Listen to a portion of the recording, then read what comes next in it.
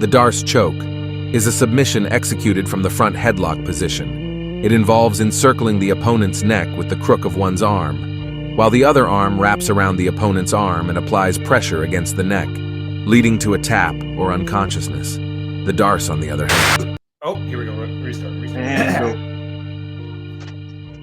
All right, fellas, we're getting into the main card action. And the first fight on the main card that we have to pay an egregious amount of money for is what? Cody Brundage taking on Bo Nickel, perhaps the UFC's most hyped prospect, all-American wrestler. But Cody Brundage, this guy recently won a fight by his opponent getting disqualified due to back-of-the-head strikes. And all of a sudden, after an upset victory in his next fight, he finds himself in a main card slot on UFC 300. I mean, first of all, tip of the cap to Cody Brundage. Go get your money, my brother. I mean, what a fortunate turn in your career, right? But now, is he a lamb to the slaughter against Bo Nickel? Right now, the odds are sitting as such. Nickel minus 2,100 favorite. Brundage plus 1,100. How do you even try to approach betting this? Slick, is it going to be as easy as Bo Nickel, first round submission, first round knockout with ground and pound, or do you think Brundage has a chance in hell? The guy does have 8 UFC fights under his belt, so experience advantage Brundage, but I worry about him in this matchup. So, like, what do you think? That thing is Bo Nickel is actually minus 3,500 on FanDuel. Oh, God. So, honestly, man, I'm just going to attack what Bo Nickel is more best at, man. I think the submission is definitely worth it. I actually posted on my Instagram earlier on this week, got it at plus 100.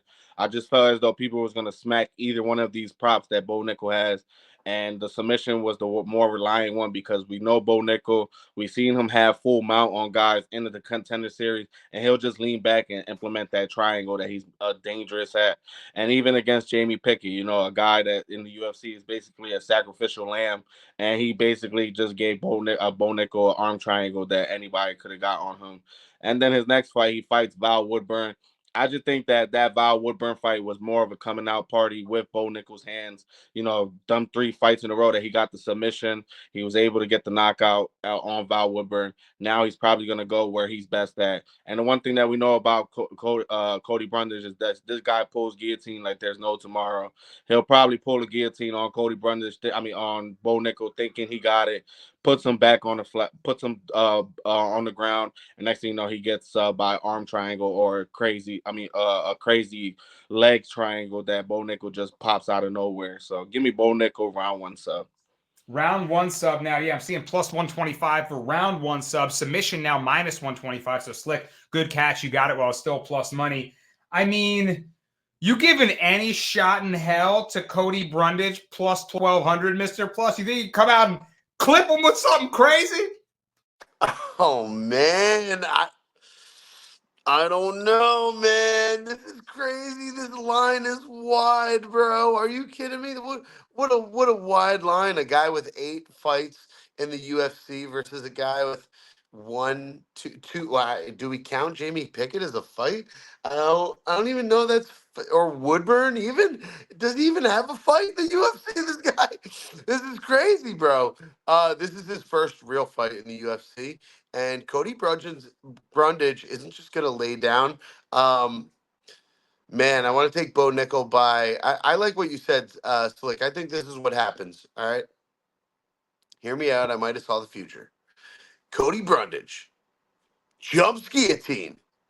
Bo Nickel puts him on his back, slips out, and then ground and pounds him. Like, I think that could be the finish, man. I don't know if it is an arm triangle. We've seen Cody Brundage get finished so many times before his last little run. Zach Reese, who the fuck is Zach Reese?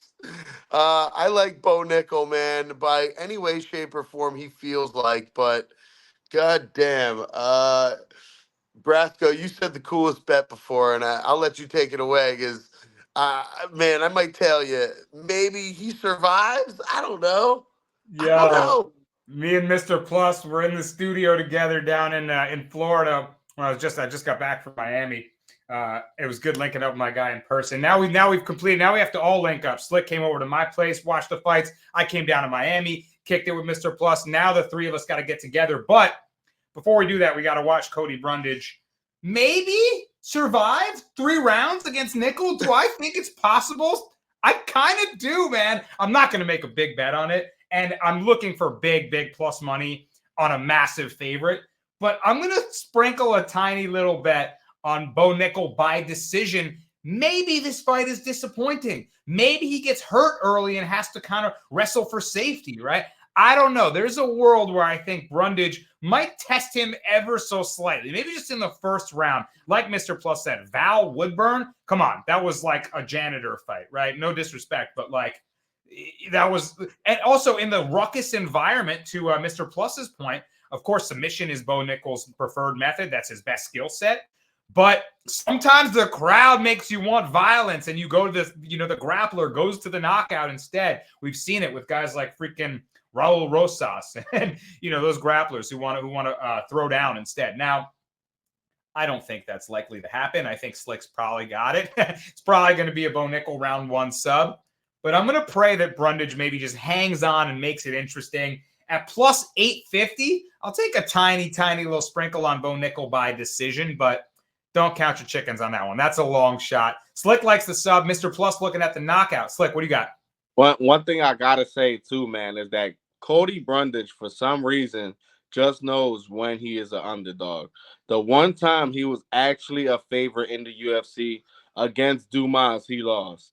Now, every other time that he was an underdog, he tried to make some way. He was actually able to get away with it against Malkoun. Now he's talking about Bo Nickel being a minus 2,000 favor against him. I think for some reason he's looking at those odds and he's looking at it like, like Bo Nickel hits me with an elbow on the back of my head, I might have to quit real quick. Yo, maybe turn the back of the head. That's the best game plan, right? Illegal strike. Look, those eyelids way out there. Poke me again, bro. Disqualified. The only guy I know that gets forearm to the back of the head, sits on his butt for almost 3 minutes, and the next thing you know, he's good and gravy giving fight interviews after the fight. So I don't know, man. I'm telling you, he's looking at these odds, and he's probably looking at it like, any chance I get, I'm gonna take it. Hey, man, I can't knock the hustle. You put me. If you tell him, he tells his cousin to bet on him. I might find any way to get out of there to cash for the family at these odds. But it's pretty decided. We all see it going Bo Nickel's way. I don't think anyone in America, other than a couple people taking a wild shot just for the odds alone, right? I mean, this is sports betting, right? This is probability. So it's not just the matchup. Anything can happen when you lock those cage doors. And we've seen crazier stuff happen, right? Buster Douglas knocked out Mike Tyson. All right, next fight on up the card. We have, oh my goodness, it's Charles do Bronx Oliveira taking on Arman Sarukian in a highly anticipated fight. Pretty much the lightweight #1 contender fight. Lightweight is log jammed all of a sudden. We got Gaethje and Holloway for the BMF belt. We got these guys here. We got Poirier looking to get another shot against Islam Makhachev. So lightweight is loaded. And these are 2 of the best contenders in the division. 2 guys we cannot wait to see square off. What a stylistic matchup. I mean, Slick, I know you're a big Charles Oliveira guy, along with a lot of people, right? I'm surprised to see him such a wide underdog at plus 185. Of course, Sarukian, known to be a really skilled grappler. His kickboxing is only getting better and better. And his 2 losses in his career are to Islam Makhachev and a really close one to Mateus Gamrot, in which a few people feel like Sarukian should have gotten a nod in that one. So he said recently in interviews that he lost those fights because he let his emotions take control. He didn't stay composed and poised.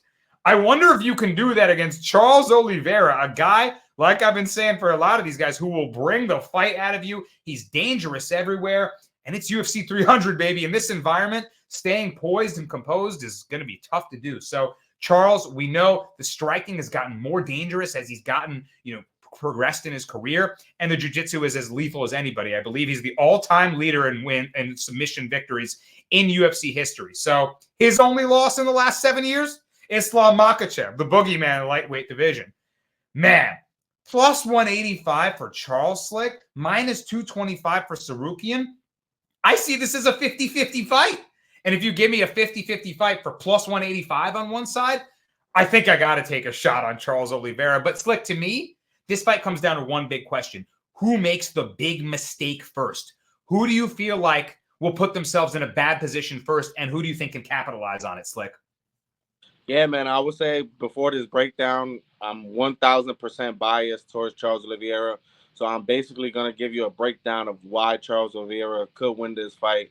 So honestly, man, from what I've seen from Arman Sarukian, he just throws his left hook with his hands down to his chest. He doesn't really protect his right. He doesn't really protect his right side of his face with his hands. He really doesn't try to implement. He really basically just tries to get his hook going and then just tries to lean back. He doesn't really try to block his face. And we've seen a guy as old as Joaquin Silva land that left hook on Arman Sarukian. And what does Charles Oliveira actually excels at is in that left hook. You know, we've seen him put down Chandler with that left hook. We've seen him hurt plenty of people with that left hook. And I just think that this is going to be a fight that Arman Sarukian is not going to be able to take him out in the first round like he did against Beneil Dariush. And if you can't knock out if you can't knock out Charles Oliveira, I just think he's going to be more game plan in that second and third round to keep this fight down to the feet. He's just so unorthodox. I think that he's going to make Sarukian think about too many things in this fight. And if Sarukian any type of leniency, any type of mistake that he does, I just think Charles Oliveira is going to capitalize on it. And I'm just not too high on Arman Sarukian's finishing abilities because if this fight does get to decision, I'm gonna tell you right now, it's not gonna be a clean one. You know, Charles Oliveira, even if he's playing in that full mount, we've seen him plenty of times, even against Islam before he got submitted, hit him with over 40, 50 elbows. He's not going to just stay there and just play the full guard game with you. He's going to implement submissions. He's going to implement ground and pound off his back. So I think it's a good spot for Charles to at least wear on Arman Sarukian in that first round. And in that second and third round, I think we see Charles Oliveira excel. And I think Charles Oliveira, I'm not going to say he knocks him out. I respect Arman Sarukian's durability.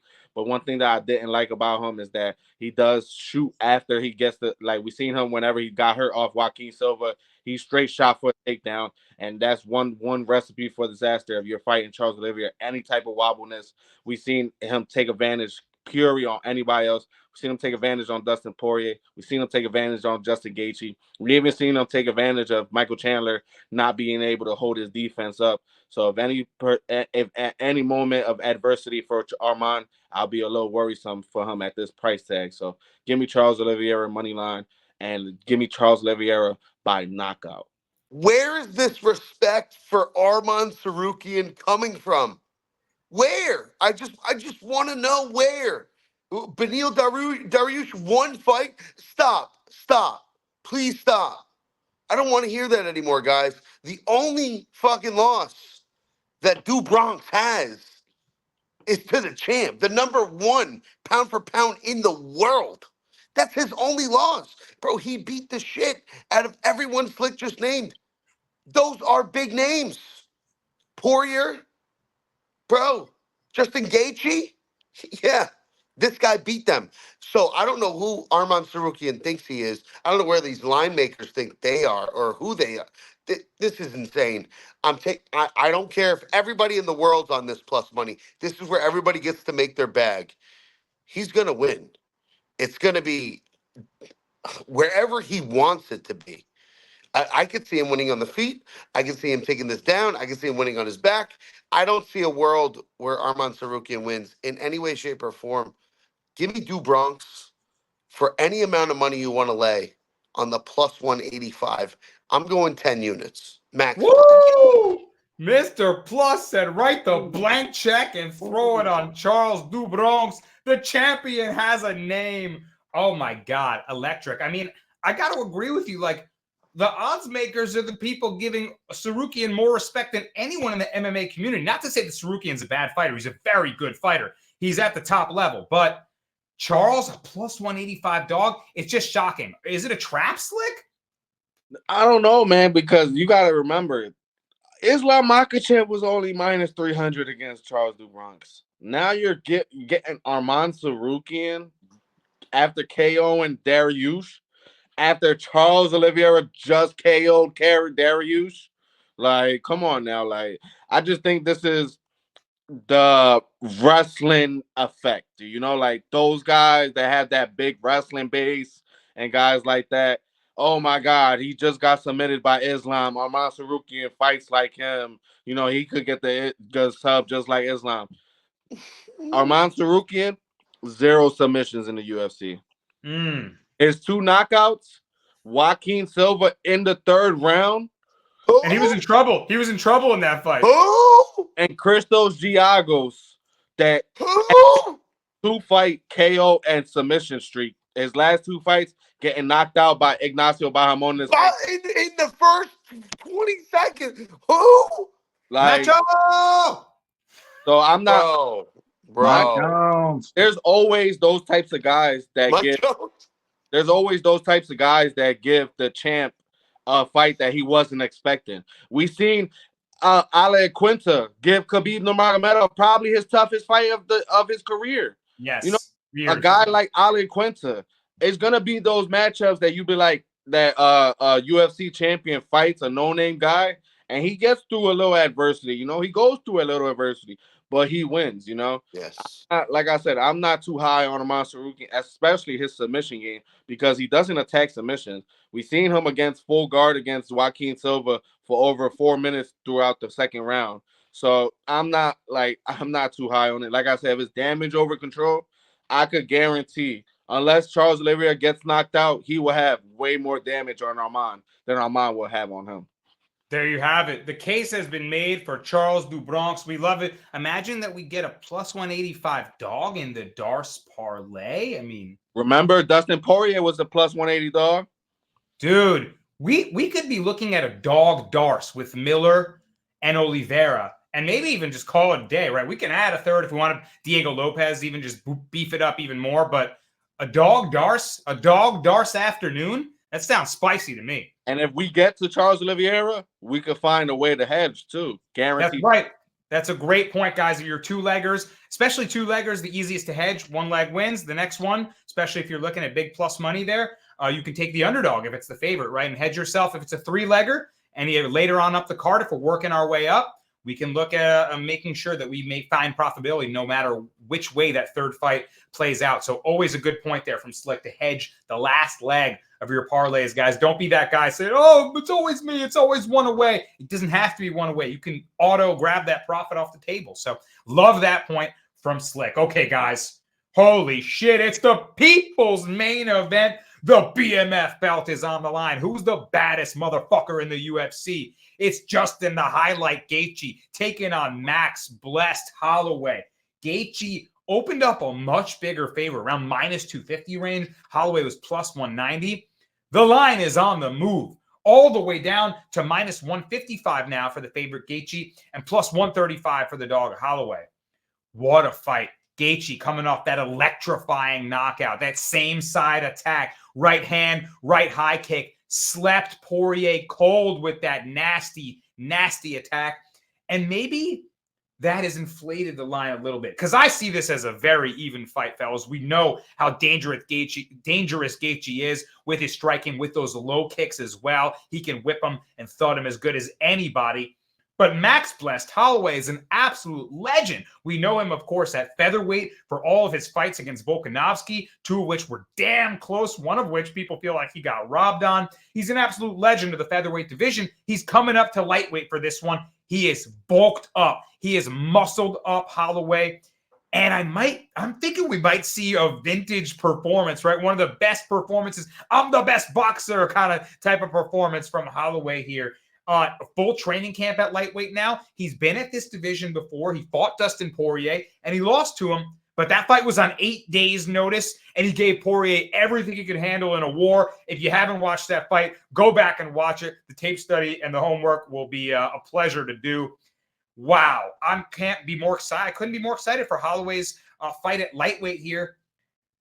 I got to take the dog, man. I got to think Holloway at this price is worth a bet, man. I played it 2 ways. I played him on the money line. I bet him at plus 190. And now he's all the way down here. So I'm feeling great about the value I got personally. But Mr. Plus, I also played the plus 5.5 at plus 100, right? That point spread. If this is a 48-47 or a split decision victory for the baddest motherfucker, I mean, we know both guys' cardio and chins are unmatched. If it goes the whole way in a classic, I want plus 5.5 in my pocket for even money. What do you think about that bet? What do you think about the styles in this fight, Mr. Plus? And who do you have taking it? God damn, I gotta stop flip-flopping on this one, man. I'm on Gaethje one day, I'm on Holloway the next. I'm on Gaethje an hour, I'm on Holloway the next. I gotta stop flip-flopping. I'm gonna have to make a bet. This is gonna be the most electric fight. I want to bet on it no matter what. Win, lose, or draw, I'm gonna be excited and happy to bet on this one. It is not a parlay piece. Do not parlay this fight. No matter what you do, do not parlay this fight. You bet one way or the other. That's what you do. And you live and die with that bet. Do not parlay this fight. I'm telling you right now. That being said, I flipped last week on Gaethje. Today I'm flopping on Holloway. I can't get over how big he is, bro. It's crazy. His punches are going to be so hard. I just feel like if this goes to war for 5 rounds at the end, and if they go to decision, it's going to go to the guy who did more damage, who landed more shots, and that motherfucker is going to be Holloway. They said they could take away his first 17 fights, and he would still have the most significant strikes landed ever in UFC history. That is fucking insane. This guy has landed more punches than Muhammad Ali times Mike Tyson. Bro, this guy lands more punches than anybody ever in history in the UFC. I'm taking Max Holloway. He looks too big. And you know, this BMF belt is being passed around and passed around and passed around. And it's cool. All bad motherfuckers have held it. And I just think if you're talking about bad motherfuckers, it's Max Holloway's fucking time to hold this belt. So I'm going Max Holloway. That's my take. I'm going plus money. Good luck, everybody. Max Blessed is the pick from Mr. Plus. I absolutely love it. I mean, the odds makers have this one over under rounds 4.5, minus 125 for the over. So they're leaning that it goes the whole way. If it goes 5 rounds, Slick, this is going to be a classic. And these are two of the baddest dudes in the UFC. BMF belt, like Mr. Plus said, been kind of passed around, but I feel like this fight is what we've been looking for out of it for the longest time, right? Volume versus power, I would say, right? Is it Max's volume or is it Gaethje's devastating strikes? How do you see it playing out? Yeah, man, I actually threw 1.5 units on Max Holloway in this spot, man. I honestly think the line has been deflated because a lot of people' perspective on this fight was that Max Holloway was going to look a little bit smaller than Justin Gaethje, and now they're starting to realize the fact that this guy has put the time in, and this guy has really bulked up to this division. And honestly, man, I just think it's Max Holloway's time to move up, man. We know that Volkanovski is probably going to try to get that rematch against Pereira. And I just think there's more bigger and better fights for Max Holloway at this 155 division. Like you could get him with the Dustin Poirier rematch because it's looking like Dustin Poirier probably fights Islam. So if he loses to Islam, you could get that rematch going. You get him versus Charles Oliveira. You get him against Arman Sarukian. Like, this is just a guy that you can really plug and play to any fight, and he's gonna make it one hell of a fight. And the one thing that really edged me against Max Holloway was actually that Dustin Poirier fight. You know, like that Dustin Poirier fight, he got real hurt in the first round, bounced back from it. He got real hurt in that second round, bounced back from it. And honestly, that was just a fight that I think he wasn't used to the punches coming from a lightweight at 155, him being a featherweight and actually moving up for the first time in his career. You know, this is a guy that always fought at 145. He got opportunities to take advantage of some big one, a big check from the UFC against Dustin Poirier. And the one thing that really leaned me towards was that 4th and 5th round against Dustin Poirier. This guy landed 45 strikes in that 4th round, landed 54 strikes in that 5th round. Like, this is not a guy that's not going to not stop moving forward and not implement his combinations. And honestly, a lot of people talk about Justin Gaethje's power. He has only knocked out 3 people in the first or second round, and that was James Vick and Donald Cerrone.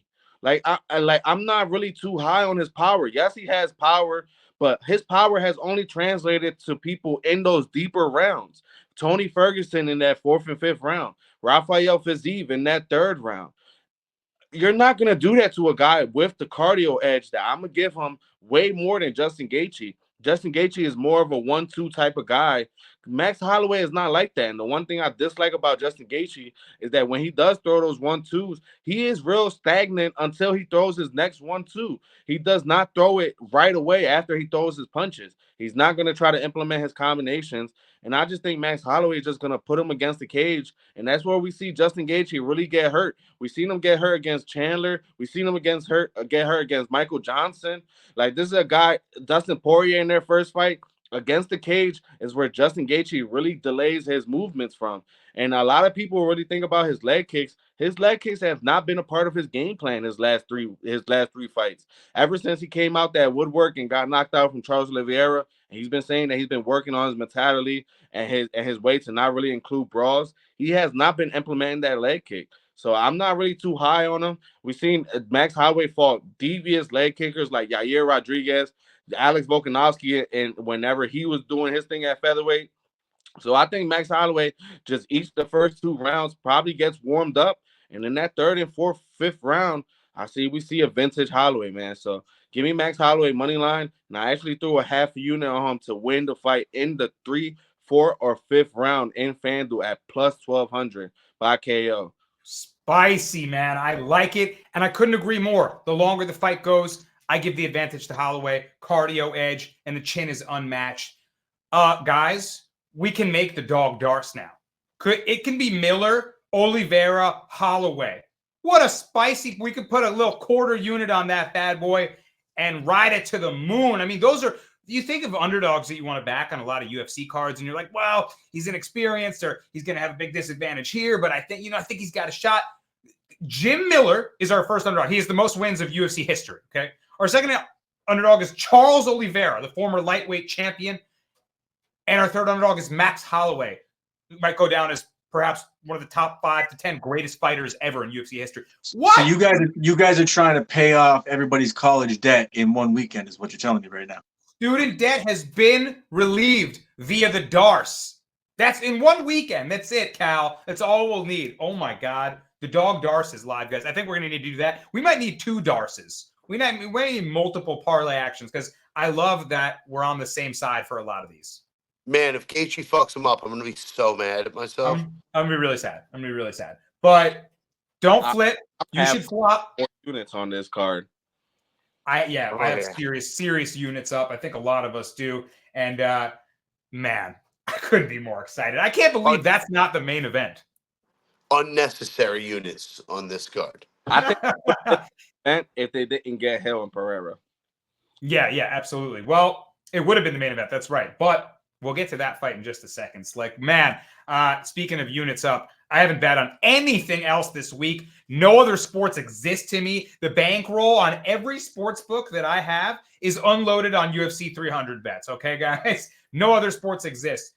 I'm not familiar with them. The co-main event of the evening is upon us, and it's for the strawweight title. 2 Chinese fighters taking each other on, representing China. It's Zhang Weili Zhang. I always mess it up. You do that name first, this name first. We'll go Weili Zhang. She's a minus 475 favorite, but I understand the price tag. I mean, she's becoming a dominant champion, right? Her only losses in the UFC, Rose Namajunas. Everyone else has not been able to get past Weili. We've seen her put away Joanna Jędrzejczyk with a spinning back fist. She's taken on Yan Xiaonan at plus 380 odds here. Yan Xiaonan, we talked about earlier in this breakdown on the prelims when we were talking about actually Jessica Andrade. Andrade tried to headhunt her, and Yan showed she's got good, powerful boxing. That straight right hand put her down. Yan Xiaonan been training at Team Alpha Male, looking better and better. In her last gutsy win against Mackenzie Dern, she was able to defend takedowns, battle, and late in that fight, she was in trouble with the submission wizard Dern, but she was able to hang on and win a good competitive fight. So now she obviously gets her toughest test to date. She's getting a strawweight title shot. She's a huge underdog. I'll kick it to you first, Slick. Do you feel like these odds are warranted? Does Weili deserve to be this big of a favorite? Yeah, man, I honestly do, man. I think Weili just has proven that if the fight gets dirty, she will get dirtier. If the fight goes to the ground, she will be more than happy to fight you on the ground. And she's just a great all-around fighter, man. What I've seen from Weili, honestly, if she doesn't lose this fight, I honestly don't see nobody competing with her in this division for a long time. Just like she showed how durable she is in that Joanna fight. She, other than getting flash head kick knocked out from Rose Namajunas, that probably wouldn't happen to her ever again. I think that she's probably, and the one thing that I dislike about Yan Zhangyan is that, of course, she looked good against a girl in Mackenzie Dern that doesn't have the wrestling effect in her back pocket, more of a jiu-jitsu ace in her own right. I think Wei Lee, man, she's gonna get the wrestling going. And the one thing that I'm really disliking about people that they're basically betting on Yan Zhangyan in this fight is that she's left her she left her fight camp from Fight Ready. But what I saw from an interview from Henry Cejudo, that he's been saying that once this fight got announced, Zhang Weili has called him has called him every single day, asking for pointers, asking for coaching. Even though she is not able to be in there in person, she has been in contact with Henry Cejudo. So I just don't think she's gonna go away from her game plan. And I can honestly see this fight being like the Amanda Lemos fight, man. Amanda Lemos probably a way more dangerous striker on the feet than Yan Zanan, and a way better dangerous grappler in her own right with her submissions. And Yan Zanan has shown me before that Mackenzie Dern fight that she's more liable to get down on the ground and be held down on the ground. And I think Wei Lee, we saw in that Amanda Lemos, she's attacking the submissions way more on the ground. Amanda Lemos, like I said, Brazilian Brazilian Jiu-Jitsu black belt in her own right. She was able to survive those 5 rounds, not get submitted. But I just don't think that's going to be the right thing for Yan Zanan, and that this will be probably her first real 5-round fight with a real legit contender in Zhang Weili. So I actually took a half unit shot on Zhang Weili by submission at plus 500. I think she'll get this fight down to the ground, and any opportunity presents itself, I think she'll probably get the hooks in and gets a rear naked choke. And I'm not even what's the word I'm looking for? I'm not even excluding out an arm triangle. And one thing we know about Wei Lee is that she's real strong. She has a real great squeeze. If she gets any opportunity, like I said, to get any type of submission, I think she takes it. So give me Zhang Wei Lee by submission at plus 500.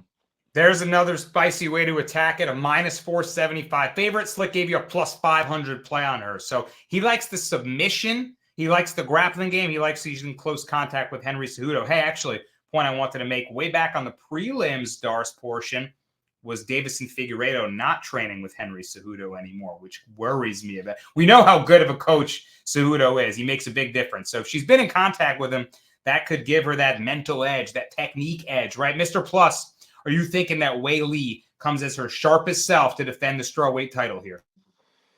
Yan Xiaonan, she is strong, compact, little.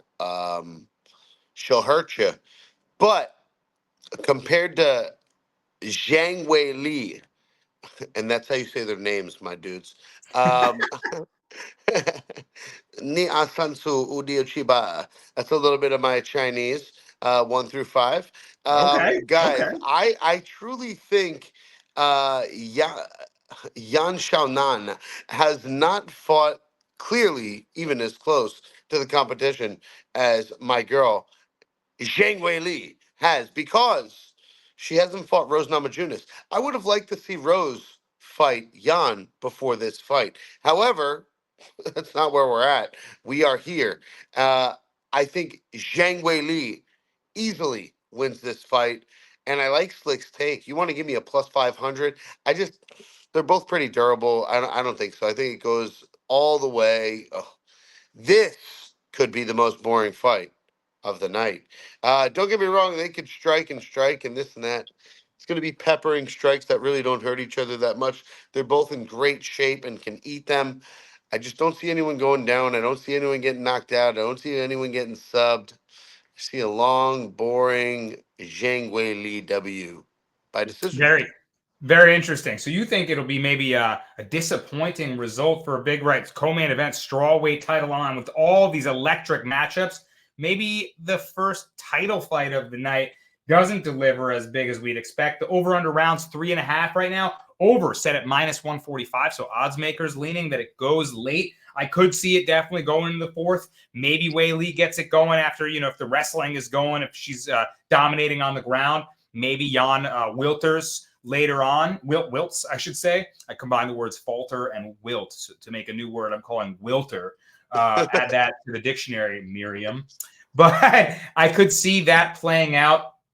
The fellas like Weili, and I got to say, she's one of my favorite female fighters, maybe my favorite female fighter, on her way to becoming one of the best females ever to do it. Hall of Fame resume is being built. Like Slick said, if she gets past Yan here, who else is beating her? Like, she could become a dominant champion.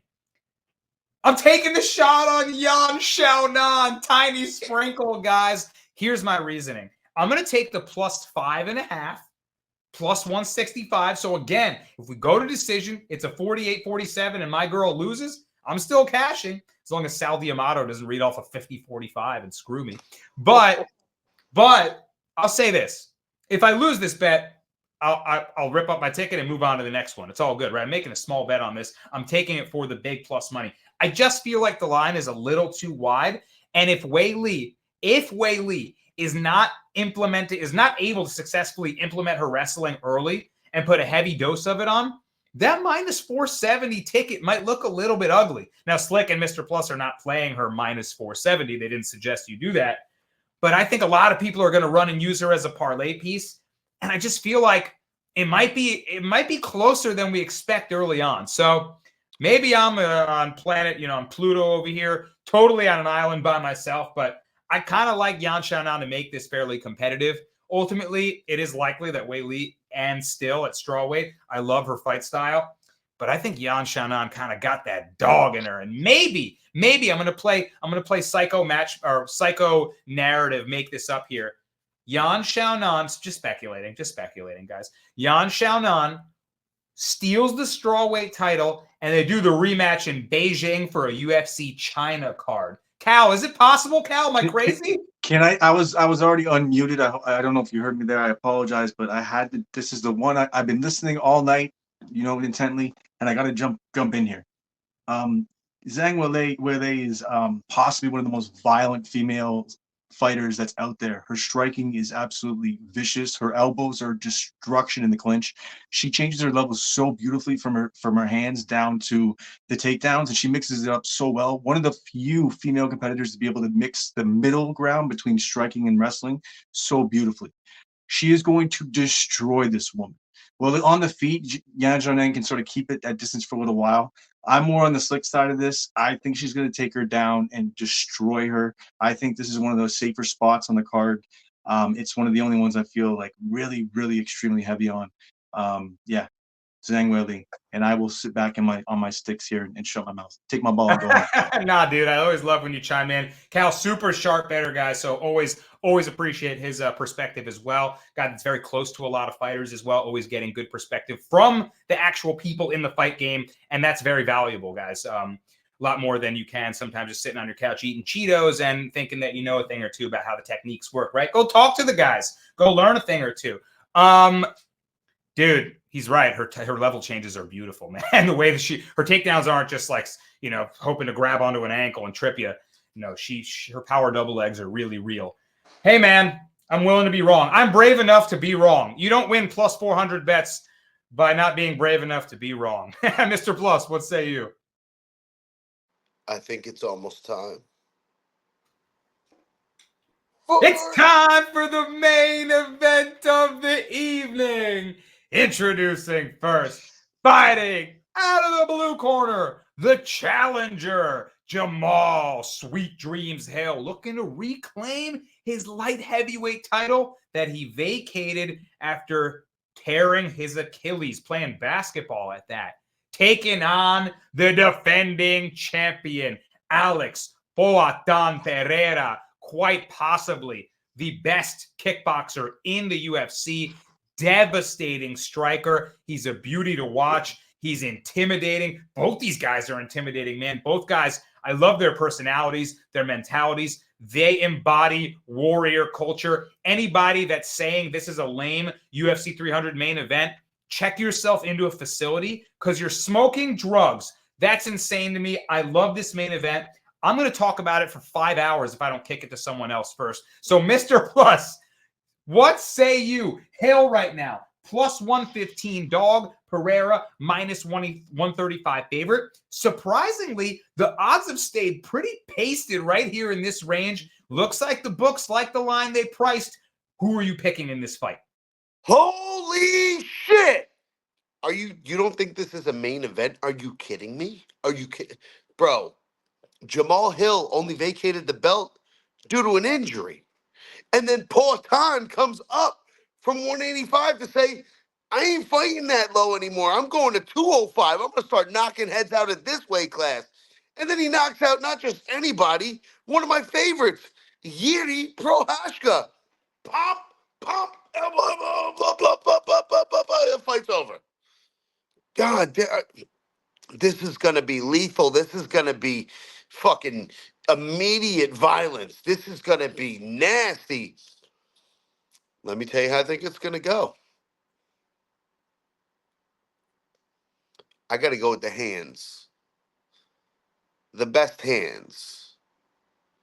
Now, you might think that the kickboxing hands might be the best hands because you've seen Poatan before, but I think you're sleeping on my dude, Jamal Hill. And the way, how fast he is. Don't forget how violent he was with Alex Pereira's uncle, Glover Teixeira. Just violence, all violence. But one thing was for sure in that fight, Jamal Hill was victorious. I think it's going to be similar. I really even see a spot where he puts him down. Yo, if you got dropped by Izzy at 185, what makes you think you're going to be able to handle Jamal Sweet Dreams Hill's hands at 205? And yeah, okay, the Achilles, this, that. I'm going to let Brasco get into why it's not even that big of a deal anymore in just a little bit here. But I'll tell you, fuck that. Fuck injuries. Fuck any of that. Jamal Hill's hands, his confidence. I saw him in an interview 2 days ago. 2 days ago. This dude is locked in. When you are that locked in, you got a mission on your mind. His mission is take that belt. His mission is be the champ. His mission is Poatan, even at this weight, is not indestructible. I think he has to avoid those leg kicks that we all know are there, and body kicks. The kicks. He's got to avoid them. He's got to move. He's got to be switching stances. I'll tell you right now, though, those hands. Don't be surprised if Sweet Dreams, Jamal Hill, puts Poatan down. Give me Jamal Hill money line. Oh, baby. All right, before I weigh in, I got to go to Slick first. Slick, who's taking the light heavyweight title home after UFC 300 on Saturday night? Yeah, man, this was one of those types of fights, man, that I really had to go deep into the tape study, man. Not even tape study, into Jamal Hill's life. Like, this was when I remember I put Tom Aspinall whenever he had fought Marcin Tybura coming off that knee surgery. Before I made my Aspinall by KO or max play, I really had to go deep into it. And the same thing with him against Sergey Pavlovich. I know a lot of people was on Pavlovich, but I was on Tom Aspinall for 4 units that fight, and I was just a little worrisome of the knee. You know, a lot of people. Now I really had to go deep into with Jamal Hill's tape, training camp, everything, because me for one, I could really relate to Hill as much as anybody. I tore my Achilles. You know, I tore my Achilles, ruptured my tendon, and I went through that whole process that a lot of people went through myself. You know, and the one thing that I was really concerned of was Jamal Hill. I would say probably making his right leg. If I'm not mistaken, it was his right leg that tore. So I was a little worrisome of his left leg. But what I've seen from camp, man, I follow all his Eric Nixon from his coach from his gym. You know, follow all them guys. And honestly, I really didn't think Jamal Hill lost any type of step, man. The one thing that I really loved about him was his side to side movement in any type of sparring, in any type of wrestling. And the one concern that I was really concerned about on Jamal Hill's side was if he was thinking about the Achilles surgery. And honestly, from anywhere from any type of video, from any type of sparring, from any type of training camp I saw, you just didn't see him with that hesitancy that you would think that somebody is coming from Achilles surgery, you know? So that was definitely one thing that I really had to look into. And then of course you had to go to the tape study. And honestly, I couldn't be more impressed than what I seen from Jamal Hill. Even before that Glover fight, I just love the way that he's able to implement his type of combinations to a person. And the one thing that I really disliked about Alex Pereira is that he had a lot of people was complaining about Jamal Hill's southpaw stance, but like the way the stance that the Alex Pereira has, he has his hands low too, and that's something that Israel Adesanya, even Yuri Prochazka in the first round was able to take advantage of. And the one thing that I really concerned about Alex Pereira is his chin. You know, like this is a guy that has moved up to 185 just because of his chin problem and his weight problems. Now he's fighting a guy that's probably, I would say, besides Jan Blachowicz, probably the most durablest fighter that he has fought at 205. You know, like this is a guy, Jamal Hill, that I think could really take a punch solid. We've seen him take crazy left hooks from the body from Thiago Santos. And that's one thing, you know, Thiago Santos isn't good. But the one thing he definitely has in his arsenal is power. We've seen him drop Magomedov and Kalayev in his fight, and that was the only knockdown that Ankalaev has had in his career. So I'm really real high on Jamal Hill, man. I think the 1-2s is probably Alex Kryptonite because he's so used to that counter punch. But if Jamal Hill hits you with a 1-2, I just don't think that you're gonna be able to counter punch as fast as you was. Because if you watch that series with Yuri Prochazka before he got knocked out, Yuri Prochazka actually landed a one. He actually landed a 1-2 punch, and then he got too close to Pereira, and the next thing you know, he got chinned.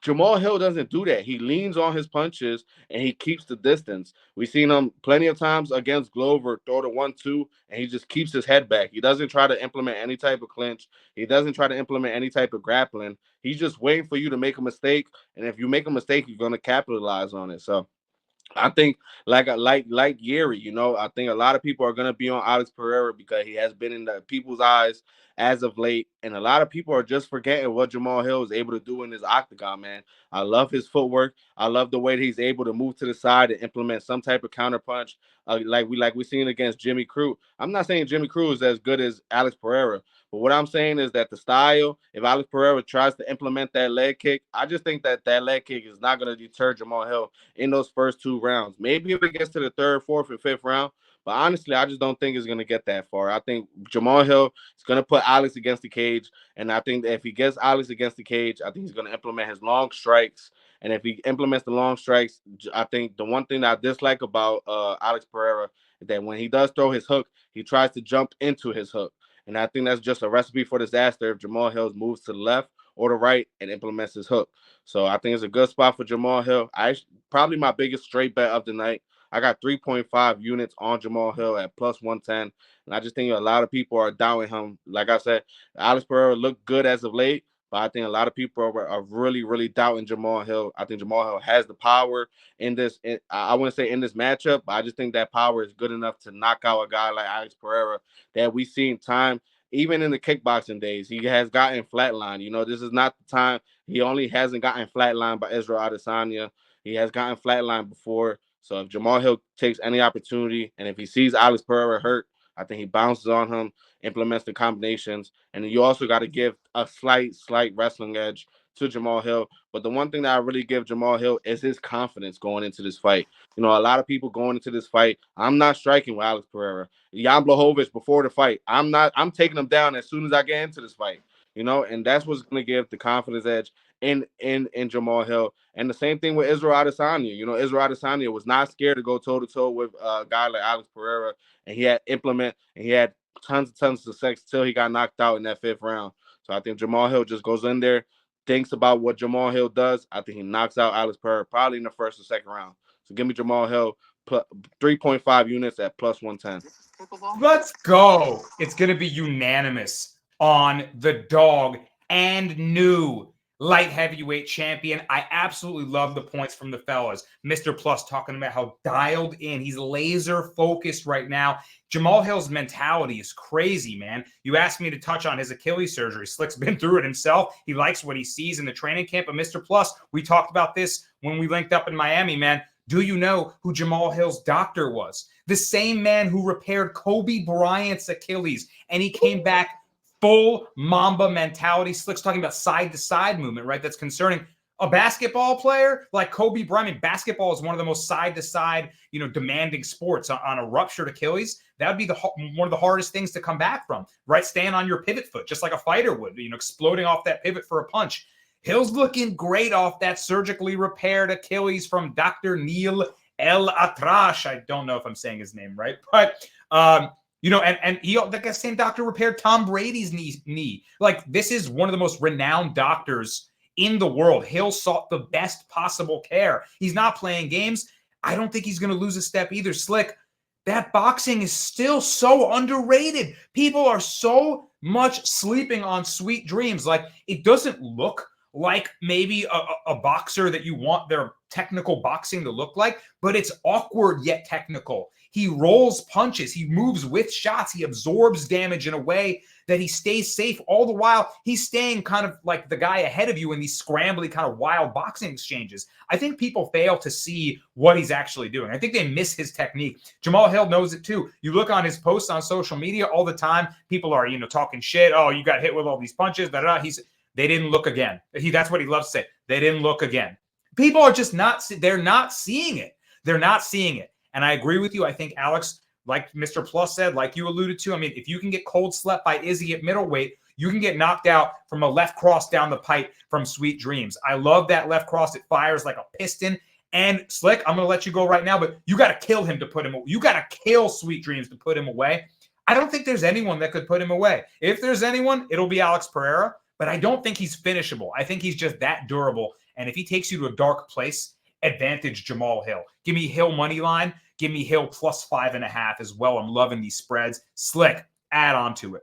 Yeah, and then one thing that I just had to say is that honestly, I wouldn't even trust anything that come out of Hill's mouth saying that he's 100% with his Achilles. Honestly, I put more into the fact that his coach Eric Nixon, a guy that's more of a church type of guy, loves God, always honest.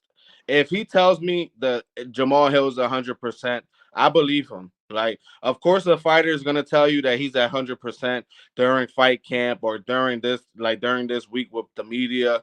But if a coach tells me that, that's like basically saying that, like, I can't believe Henry Cejudo if he tells me Davidson Figueiredo was working on his wrestling during his camp.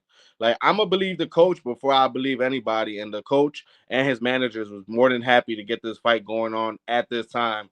And the time of his rehab, like I said, I tore my Achilles too. This is Jamal Hill's probably 9th month during his rehab with his Achilles. And honestly, if me, I'm not even an athlete. I'm not nowhere near those type of guys that have the doctors those type of guys have, and the what's the word I'm looking for? Like the equipment that those guys need to get back to what they're on, right. And I was able to rehab great up to 85% at nine months. So I can only imagine if Hill. One thing I was a little worrisome if I was to see Hill's little belly, little big. And that's not one thing that I did not see this camp. Like, this guy has been putting the hard work. And the one thing I really loved about him that I seen from Eric Nixon's camp and studies is that this guy was working out, rehabbing while he had the walking boot on. And that's one thing my doctor told me, that if you really want to get your leg to 100%, as same as the next leg, is that you want to rehab while you have the walking boot on. That's one thing I seen Hill do. Like I said, if this fight was after the Glover fight, and Alex Pereira just came up and he just beat Jan, Hill would be the favorite in this fight. So, like I said, I did my tape study on the Achilles. I did my tape study on his camp. I'm high on Jamal Hill. And you did your life study. I mean, so many people online say, it's only 9 months, turn around the Achilles. Slick's been through it himself. Slick is not a professional athlete, to take nothing away from my guy Slick, but like he said, he's got the best care in the world. He's going to be good. Now, guys, we've done the DARS. We've done the damn thing. UFC 300 picks from my guy, Mr. Plus Money, my guy, Slick Montana. We got Cal from Don't Tap Podcast on the 1s and 2s. The DARS parlay that we mentioned, the dog DARS afternoon. Mr. Plus, can you see this? Can you see this? Jim Miller, Charles Oliveira, Max Holloway, plus 1608. Mr. Plus Money, is plus 1608 good? Is that good? Sounds good to me. Dude, we could even add Jamal Hill. We don't do 4 legs, though. We don't do 4 legs. Only our animals have 4 legs, not our parlays. Slick, what do you think of that one? I love it, man. Like I said, there's gonna be an opportunity that if some people don't like Charles or some people don't like Holloway, Yep. and get through with Jim Miller, that's already a plus 150 dog that you're getting. So if you want to hedge on the other two, you're able to. But at the end of the day, man, like I always tell people, guaranteed profit is better than no profit. So if any opportunity you're able to take a hedge or Hey, you're gonna have options, and if for any reason Jim Miller loses, we could even go with the secondary 2 dogs That and still parlay make makes big money. that shit makes me sweaty. Like, my palms are sweaty, my knees Bro, are I'm weak, already sweaty. my Yeah, mom's my spaghetti. everything. You know Oh, that God. Yeah, Cal Cal's said, the best. Everything Cal's about got, me is Cal's sweaty. got vomit on his sweater already. Cal's got mom's fusilli in the kitchen. Oh, goodness. Oh, my God. Guys, We did it, this has fellas. been the Darce. Guys, thanks for being with us, watching the whole show. I hope you enjoyed the breakdowns from my guys, Mr. Plus, from Slick, and everything on the 1s and 2s from my guy, Cal. I'm Danny Brasco. This has been the Darce. We'll be back every single fight night event to give you guys our best angles and betting breakdowns. Good luck if you're tailing us. Let's go get this money, fellas. Peace. let's get it. The Darce choke is a submission executed from the front headlock position.